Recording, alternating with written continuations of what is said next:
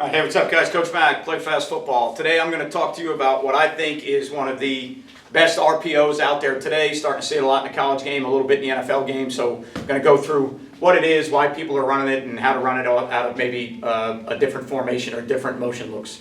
Make sure you check out some of our sponsors, partners, GameStrat, sideline replay company we use. If you're looking for highly reliable, highly affordable sideline replay system, check out GameStrat. Dome, the HeadWear company we use here at Bishop Kenny High School, and also with Play Fast Football. Completely customizable. You make your own hat. Every hat has a story. Let Dome help you tell yours. Baker Sports is a company we use for coaches' gear, shirts like this. They provide our uniforms for our players, fan gear, school stores for teachers, things like that. So you can get all of your stuff in one convenient location, so make sure you check them out. JustPlay, which is the playbook software that we use here. We use it for playbooks. I think we use it for a lot of our meetings and presentations because they have a great presentation mode where you can add videos and different things that kind of make it look more professional, and I think it's the best play drawing tool on the market, so check out JustPlay. DifferenceUSA, the ultimate striking machine. Get thousands of reps without needing a partner. In season, off season, in the weight room, on the field, set it up wherever you want. All right, if you're looking for a way to develop striking and get better striking, then you should definitely check out DifferenceUSA. CoachTools, which is a player grading system. Develop your own columns, set it up the way you want it. It makes it look more professional, professional and presentable than the old-fashioned scribbled notes. I know when I was a player and playing in college in 1991, I would get a handwritten deal from a coach of what my grade was. This is a way that now you can make it look more presentable, more professional to players, and it saves you some time once you get all your columns done, customize what you want, how you want it, so make sure you check out CoachTools. All right, so what we're going to be looking at today is one of the RPOs that is probably one of the hotter ones that I've seen. Most recently, a lot of college teams are using. I noticed Texas running it against Alabama, and then the more I watched, it was being run more and more by teams, and then it's being run in the NFL. So, you know, what you're getting is, to start with, all right, is a lot of times you're getting it coming off of some type of motion, all right, and what teams are doing is they're dressing it up a lot of different ways with how they are using the motion player. But it's usually coming off some type of motion, and one of the reasons it's coming off of some type of motion, in my opinion, is because you can get teams to spin the way you want them to spin, and you can kind of dictate some things. If it's man and you get a guy running it, it makes it easier on the quarterback. But what it's basically becoming, all right, is it's becoming kind of the old slice, fullback flat, whatever your terminology is. It's basically becoming the old zone read type theory, with some teams make it look almost like boot action, but it's kind of becoming the old fullback in the flat RPO. But what it's doing is it's working off of kind of a glance concept. I think there's some people out there that may run this almost as a curl concept, all right, but I've seen it as more of a vertical or a glance concept. And then the motion player, all right, is becoming a wheel guy. All right, so the motion player is becoming a wheel guy, and now you're getting your old school zone fullback flat RPO. So let's say if we're going zone here, all right, so we're working zone from the 3 technique to the mic, backside here up to the wheel. We're going to read the backside 5 technique, and we're going to run inside zone. And now what we're going to do is we're going to take that sniffer, and we're going to bring him back behind the line of scrimmage into the flat, right? So the old-fashioned sniffer in the flat RPO, which we've carried, I've run it for years, all right, and I'll show you the difference on it. What's happening now, though, is with the glance component of it, I think you're getting a potential answer for the quarterback versus certain pressure looks or looks that he likes with open grass.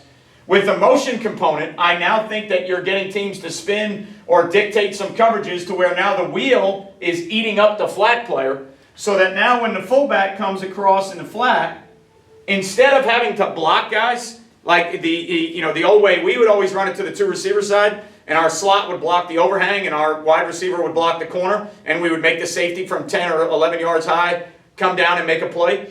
All right, but we had to block an overhang, and in high school that's a tough deal, and I think it is in college as well. So what it's doing now is the wheel is not only becoming a potential man answer, I think the wheel is dictating coverages, dictating how people are playing coverages off of the motion. It's eating up the flat player, and now you're getting the fullback in the flat with more room to run, and you're making it a little bit easier on everybody involved. Now, I've seen some teams where, I've seen Texas do it, and the quarterback off of the read kind of moves with it a little bit and turns it into almost a boot action. I've seen the quarterbacks where they have initially off the pull, they've just, right off the pull, they've just kind of thrown it out to the flat. I've seen quarterbacks raise up early out of the mesh. Like a clip I watched the other day, I don't know if it was Texas hitting them on the wheel or if it was an NFL game, but basically when they went, it was a one high look. When motion went, the player followed the motion, the defensive player followed the motion. Quarterback knew he had man looks. He basically came out of the mesh real quick, foot in the ground, and threw the wheel to a player that was being chased by a man player. So I think the wheel component, all right, is an answer for man. I think it's a shot down the field. I think the glance component is more of like an advantage throw where based on the rotations or what you think you're getting. Obviously, we've run glance forever, but we've never tried to change the picture for the quarterback on the glance. We always want the quarterback to know exactly who he's looking at. And now what I think you're getting to is a deal where either the glance or the curl component is another answer, maybe, as a access or advantage throw that you don't even have to ride on if you're getting certain looks that you like. All right, but it's also made the flat component easier because now the fullback in the flat is got more room to do some things and you don't have to block somebody. Right? So the original way that we always ran it, and everybody's run it before, okay, so for us, the original way we always ran it is we would run it almost off of slot looks where we would have the sniffer on that side to the two receiver side, okay, and what we would do is we would block it because we were throwing it behind the line of scrimmage, so we would set it up to be blocked, so the overhang's sitting there, right, and let's say you're getting your two high safety deals. So what we would do is we would set it up to where we were running, our normal zone veer, whatever was the component inside at the time that we were using. And we were blocking the overhang, we were blocking the corner, and we were sliding that sniffer out into the flat, and our access throws for the quarterback were back there, and we had the zone action. Okay, so for us, and the way I always did it, when I RPO off of a 5 technique, it's either going to be a triple option phase where the quarterback moves, or it's going to be a ball that gets out of the quarterback's hand very quickly. I am not a big fan of downfield RPO throws with a 5 technique on block. That's just me. Anytime we threw glance, or anytime we tried to throw the ball down the field on RPOs, we were locking people up front and ISOing a backer or something, in that world, not leaving a 5 technique on block. So anytime we would use this, what we always called slice, sneak, all right, whatever the terminology people use, we would always run it from either front side or back side, didn't matter, but we were always blocking the overhang. Well, that's a tough block in high school. That's a tough block for a slot receiver to block a Sam linebacker, so you had to be better blockers. Even when the play was executed correctly, you had to block people, all right, and that would be the guy that we'd always say, all right, he's got to come down and make a play. Well, the thing that I like about the new version that I'm seeing is it's the same components inside. All right, even if you were a veer team, like we were a veer team, we wouldn't zone this. This would be the front side of our veer play, and we would get two hard double teams, like the duo concept. I know that's a dirty word for some people because the way I run duo is not the way duo should be run at the big time level. To me, it was veer instead of zone concepts. I wanted something to tie into the gap world, and I wanted double teams, not scoops and takeovers. So to me, it was just a way of running a veer concept, right? So we would run it as a veer concept, and we would put the back tight in the A-gap right there, and we would read. Running back for us would always read off the mic. If the mic plugs the A-gap, we got to bend it back. So this gave us a chance to throw RPOs, all right, or option football off of the defensive end in a normal world that we live in. So it gave the 5 techniques something else to look at, but we had to block the overhang. The new way to me, okay, and I think that's one of the reasons you see it so often with motion across. Now I've also seen it run with like stack receivers, and I've seen it run with return orbit motion.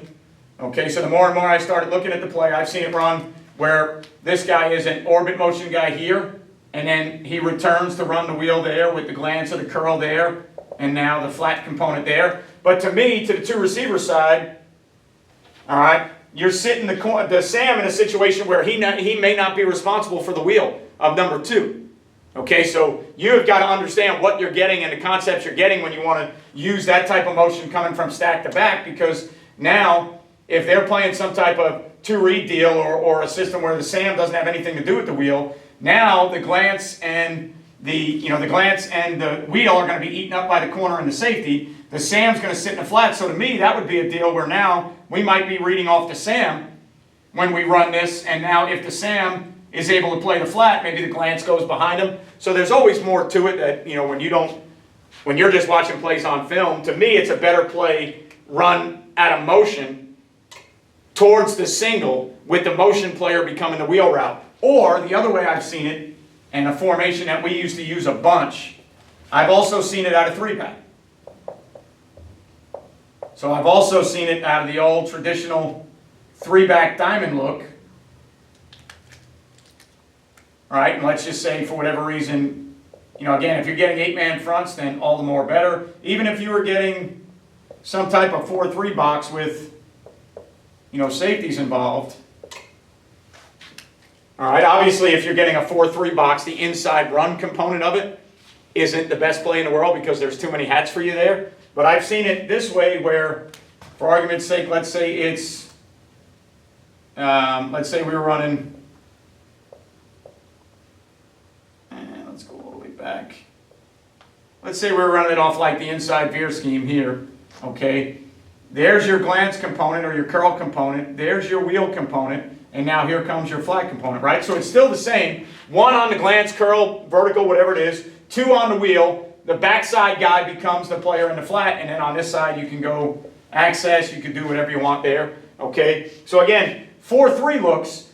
The passing component becomes beautiful because if it's a quarters type deal, well, if the wheel has to take the first to the flat and he takes the wheel, now you've got the wheel on a wheel, all right? And if he takes the wheel, now you've got the flat route where you want it. If it's some type of 8-man front, so if you get some type of balanced 8-man front because you're balanced and the other team decides that they've got to be balanced, so you get some type of 8-man front deal where it's something that looks like that. Well, now the flat component gets eaten up by the wheel, and now the backside flat sneak, slice, however you want to terminology it, now you're running. To me, you're running the wheel player or the flat player out with the wheel and bringing a guy to the flat. Okay, so that is, the version that you're starting to see today. It's all about taking the flat player and getting them out of there with the wheel. Or if you get man matchups, the wheel becomes a deal that you like. You still have a glance component behind it. You still have an inside run component where you can read the 5 technique. So you're still making the defense play.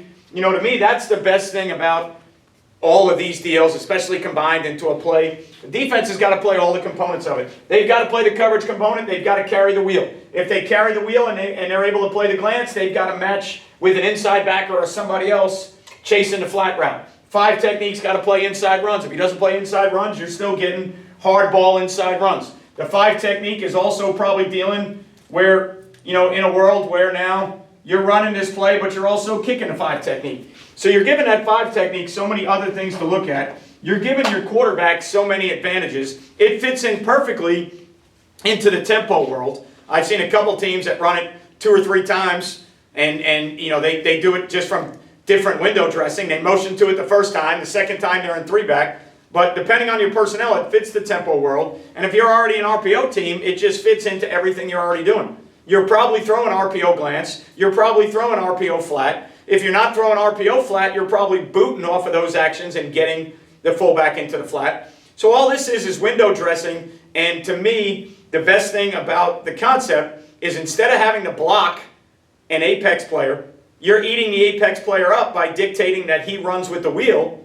So now when you bring the flat player, there's more room there and you don't need anybody blocking on the front side. And that would be the biggest thing for me in high school would be, hey, if I can eliminate my slot having to block a Sam or a nickel with the fullback and the flat, if I can get the Sam or the nickel to run with my slot, then I don't have to worry about blocking, right? So anytime I can get them to cover me as a receiver, I'd much rather get somebody to cover me. If it's man-to-man, I'd much rather run off than stalk block because I think I have the advantage running routes. I think the DBs sometimes have the advantage, at least when I was playing at my size. They have the advantage when I'm blocking. So I would much rather run somebody off or run a route to eat somebody up than I would having to block them. Okay, so I've seen it. My head coach brought it up to me and told me that he saw some people in the NFL running it. I did some research on it, and I looked, and the more and more I started researching it, I started looking at seeing, I've seen Texas do it, I've seen a bunch of college teams do it, and now the more and more I actually look, I notice it. I'm like, yeah, I never really paid attention before, but I'm noticing more people. The fullback and the flat component was the first thing that said, oh yeah, we've done that forever. But then when you start looking at the window dressing of the motion to the wheel, and now the wheel route with the glance and all that, and you tie it all together, now it fits in perfectly because we do all that. And away from the motion, you can still have access throws built in. So if you're motioning to the RPO concept, well then away from the motion, you can get one-on-one access with somebody. So to me, it's everything you want. The quarterback has 4 to 5 different things he can do with the football. It matches the tempo world. It's still inside run the way you want inside run. It ties into your RPO game. So if you haven't seen it, check it out. There's a lot of good clips of it on Twitter or YouTube or anywhere else that you watch football. But it's something that I started noticing once my head coach brought it to my attention. I started noticing he mentioned me. The Chiefs do some of it. The Dolphins do some of it. I'm sure the more I look now, everybody is carrying some component of it, but the motion to the wheel, eating up the flat player, or the 3-back version of it, to me, are the two neatest wrinkles I've seen. There's some stack wrinkles I've seen that I like, but I like it better when you're changing strength because I think you get different responses from the secondary, and I think a lot of times you get the response that you're looking for.